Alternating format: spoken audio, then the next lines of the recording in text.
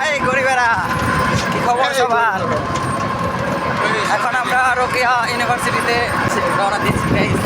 বাসায় গন্তব্যে গরিবেরা, চারপাশে শুধু আলুর ক্ষেত, শুধু আলু আর আলু, রংপুর শুধু আলু। হ্যাঁ, গরিব অনুভূতি কি?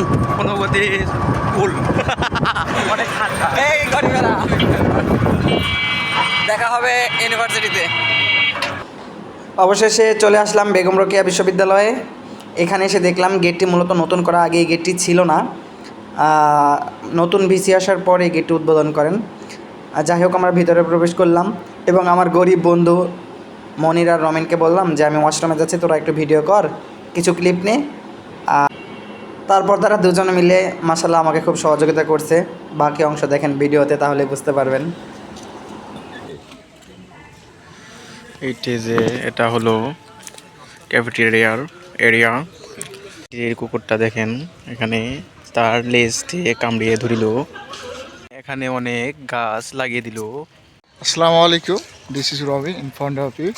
Today I'd like to say the Begum Rokeya Hall. Say the Begum Rokeya Hall University. I can see there is a lot of garden. There is road, and today with my friend Munir. Hi, You can say something. I not understand your smoke. No problem. একটা academic ভবন চায়ের, এখানে দুইটা লোক। আস্তে আস্তে আমরা academic ভবন 2-এ এসে পড়িলাম। দেখেন মফিস আস্তে আস্তে হাঁটা ধরিল, সে কি যেন লক্ষ্য করিল। কবি হেয়াত মাহমুদ ভবনে চলে আসলাম। ভিউটা অনেক সুন্দর গাইস।